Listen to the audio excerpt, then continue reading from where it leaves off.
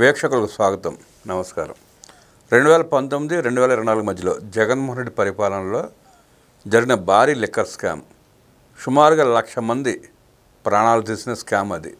1,50,000 మందిని ఆసుపత్రులు పాలు చేసిన స్కామ్ అది.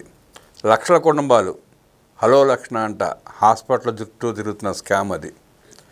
ఆ స్కామ్ మీద పవర్ మనీ పాయిజన్ అని ఒక వెబ్ సిరీస్ వచ్చింది. అద్భుతంగా ఉంది వెబ్ సిరీస్.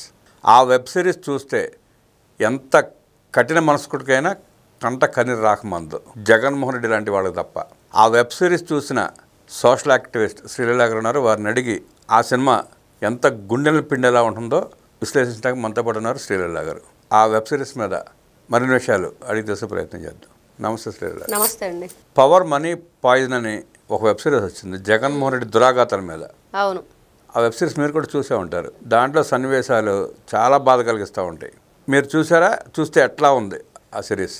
అక్కడ వాళ్ళు మద్యం తయారు చేశారు, బెదిరించారు, ఆ మద్యాన్ని అమ్మారు. అదే ఎన్ని వేల కోట్లు, లక్షల కోట్లు కొట్టేశారు. కానీ ఆ మద్యం తాగిన వాళ్ళ పరిస్థితి ఏంటి?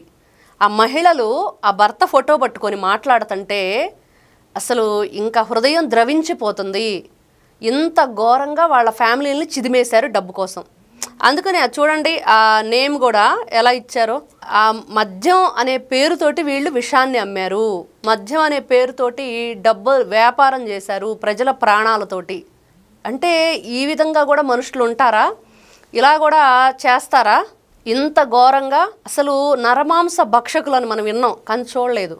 కానీ 2019 నుంచి 2024 వరకు వాళ్ళే. అంటే మీకు నరమాభక్షులైనా ఒక మనిషిలో ఇద్దరు మనుషులు తినేసి వెళ్ళిపోతారు కాముగా. ఇలా అట్టగా లక్షల మందిని తినేసి చంపేశారు వీళ్ళు.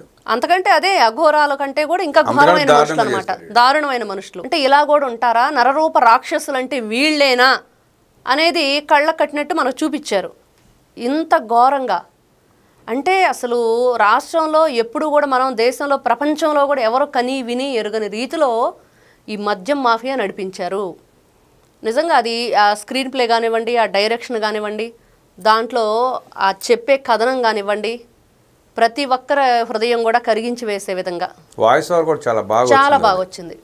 అవును, అంటే అసలు జగన్మోహన్ రెడ్డి ఎంతసేపటికి ఇప్పటికి కూడా ఆ పార్టీ ఎక్కడి నుంచి వచ్చింది, రాజశేఖర్ రెడ్డి గారు చనిపోయిన తర్వాత ఏం జరిగింది, జగన్మోహన్ రెడ్డి 16 నెలలు జైల్లో ఎందుకున్నాడు, వచ్చిన తర్వాత ఏం చేశాడు, మరి ఈ రోజుకి కూడా ఏం చేస్తూ ఉన్నాడు చూసాం. ఆంధ్ర రాష్ట్రాన్ని ప్రతి ఒక్కరికి కూడా అమరావతి రైతులండి, రైతు కన్నీరు పెడితే ఏమైద్దో మనం ఎన్నో చిన్నప్పటి నుంచి కూడా కథలు చదివాం. అయినా కూడా అమరావతి రైతుల మీద జగన్మోహన్ రెడ్డి దురాగతం ఏ విధంగా నడిచిందో చూసాం. అంటే ఎంత ఘోరంగా ఆ బూటు కాళ్ళతో ఆ సిచ్యువేషన్ చూసారా మనం? ఇప్పుడు ఆ క్లిప్పింగ్స్ చూస్తుంటే ఆ మహిళ నోరు తెరిచి ఉండిద్ది, కడుపులో జుట్టు పట్టుకొని ఉంటాడు, ఆ చున్నీ పట్టుకొని లాగేది, కడుపు మీద కాలుతో తన్నేయి. ఆ సీన్స్ చూస్తుంటే అసలు అది సినిమానా నిజమా అంటే నిజం, జరిగిన వాస్తవాన్ని చిత్రీకరించారు వాళ్ళు. అంత ఘోరంగా చేశాడా? తర్వాత చూస్తే మద్యం అంటే సినిమాలో చూస్తూ ఉంటాం, ఇదిగో కల్తీ సారా తాగి ఇలా చనిపోయారు, వరుసగా శవాలను పడుకోబెట్టుంటాయి. కానీ నిజంగా కూడా అలా జరిగింది అంటే ఎలా ఉండిద్ది అంటే 2019 నుంచి 2024 వరకు మరి జగన్మోహన్ రెడ్డి ఏ విధంగా ఈ దోపిడీ అనేది చేశాడు, పరిపాలన చేయలేదు, దోపిడీ మాత్రమే చేశాడు అనేది క్లారిటీ. వీళ్ళు మనం ప్రతిసారి చెప్పుకుంటున్నామండి, 2019 నుంచి 2024 వరకు జగన్మోహన్ రెడ్డి ప్రభుత్వం ఏం చేసింది, వాళ్ళ పరిపాలనని. వాళ్ళ పరిపాలన కాదు, దోపిడీదారులు వీళ్ళంతా కూడా. అంటే రకరకాల దొంగలు ఉంటారు, రకరకాలుగా దొంగతనాలు చేస్తారు, కానీ ఈ రకమైన దొంగతనం ఎక్కడ ఎవరు కూడా కని విని ఎరుగని రీతిలో జరిగింది ఆంధ్రప్రదేశ్లో. అంటే ఇంత దుర్మార్గంగా అసలు మనిషికి కనీసం మానవత్వం, జాలి, దయ ఏదో ఒక టైంలో మనసు అనేది కరిగిద్ది కదండి. మనిషి ఎంత దుర్మార్గంగా ఉన్నా కూడా ఇంత అంటే డబ్బు పిచ్చా, ఇంత ధనదాహం నీకు, ఇంత అధికార ఇదే ఆ మోహం ఉందా మనిషి మధ్య అంటే ఎలా? సొంత బాబాయిని కూడా గొడ్డలితో ఇప్పుడు వీళ్ళు నేను వస్తాను, ఏదో చేస్తాను, సినిమా చూపిస్తాను 2.0 అంటున్నాడు, కానీ ఆల్రెడీ చూపించాడు, ఆల్రెడీ మొత్తం చూపించేసాడు, ఇంక చూడాల్సిందేముంది. అందుకని 2.0 అంటున్నాడు. ఇంకా 2.0 కాదు, చాలా చూపించాడు 2019 నుంచి 2024 వరకు. అవి తట్టుకోలేకే శ్రీ మహావిష్ణువుని వేడుకున్నట్టు ప్రజలందరూ కూడా భగవంతుడు ఎంతమందికి మనం చూస్తుంటే, ఆ వినాయక చవితికి బ్రాహ్మణుడు ఒక చదువుతూ ఉంటాడు, జగన్మోహన్ రెడ్డి ఆయన పరిపాలన విముక్తి కలగాలి మాకని చెప్పేసి అలాగా నిజంగా దేవుళ్ళందరూ కూడా కనికరించి వాళ్ళకి విముక్తి లభించింది ఆంధ్ర రాష్ట్ర ప్రజలకి. ఇంకా కూడా వీళ్ళు పట్టి పీడిస్తున్నారు వెనక నుంచి, ఇదిగో ఇలా అవి ఇవి అంటూ. 2.0 అంటున్నాడు. ప్రజలు ఏమంటున్నారంటే 1.0లో మాకు చాలా చూపించాడు, 2.0లో జగన్మోహన్ రెడ్డి కటకటాలు వెనకాల వేస్తే మేమందరం చూడాలి ఆ సీన్ని, తొందరగా ఆ పని చేయండి చంద్రబాబు గారు అని చెప్పి బతిమాలుతున్నారు. అవును, అదే ఇప్పుడు బాబాయిని అంత ఘోరంగా చంపేసి రూము నిండా రక్తం, లీటర్ల కొద్ది రక్తం పోయి మరి అవన్నీ కూడా తుడిచేసి ఆయన తీసుకెళ్లి హాస్పిటల్లో కుట్లేసి మళ్ళీ ఆ కేసులో నిందితులైన వాళ్ళని అనుమానాస్పదంగా దాంట్లో నిందితులను తప్పించడం కోసం సాక్షుల్ని ఏ విధంగా 6 సంవత్సరాలు 6గురిని లేకుండా చేశారు అనుమానాస్పదంగా. మరి చూస్తే ఇటు అవినాష్ రెడ్డి బయట ఏ విధంగా తిరుగుతున్నాడో చూస్తున్నాం. మరి అంటే సొంత కూతురు మీద పెట్టారు, ఎవరైతే ఎంక్వైరీ ఆఫీసరు సిబిఐ ఆఫీసర్ మీద పెట్టారు. ఈ రోజున 1 కాదు 2 కాదు ఈ విధంగా చెప్పుకుంటూ పోతే ఆయన దురాగతాలు, వాళ్ళు చేసిన అవినీతి ఎంత అడ్డగోలుగా ప్రవర్తించారంటే నిజంగా ఇవి వెబ్ సిరీస్ చూస్తుంటే నిజంగా ఆ పవర్ ఏంటి, ఆ మనీ ఏంటి అంటే ఇదిగో ఈ లిక్కర్ స్కామ్లో ఎంత గొప్పగా వీళ్ళు దొంగతనాన్ని చేసి కొల్లగొట్టారు రాష్ట్రాన్ని. ఈ మధ్య వీడియో అప్లోడ్ చేసినప్పుడు కొన్ని కామెంట్స్ వచ్చినాయి, మీరు ఎట్లా సరిపెట్టడం కాదు సిరీస్ లాగా దురాగతాలు మొత్తం చూపించండి ప్రజలకంటూ చాలా మంది కోరారు. దీన్ని ఈ సిరీస్ని కంటిన్యూ చేస్తే ఎట్లా ఉంటుందంటారు?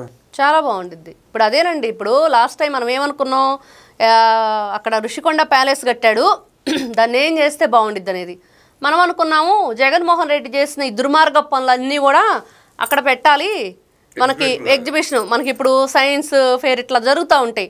అలాగే ఇదిగో ఈ సంవత్సరం నుంచి ఈ సంవత్సరం దాకా ఆయన దుర్మార్గమైన చర్య కొనసాగింది.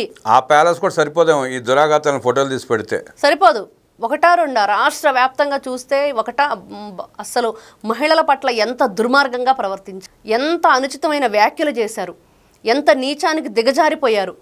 కన్న తల్లి తోడబుట్టిన చెల్లెలు ఏమీ లేదు, ఇంకా వీళ్ళకి మంచి చెడ్డ మానవత్వం ఏమీ లేకుండా వీళ్ళు ప్రవర్తించిన తీరుకి నిజంగా మీరు అంటున్నట్లుగా ఈ సీరియల్ని ఇంకా ముందుకు కొనసాగించాలి, వెబ్ సిరీస్ని.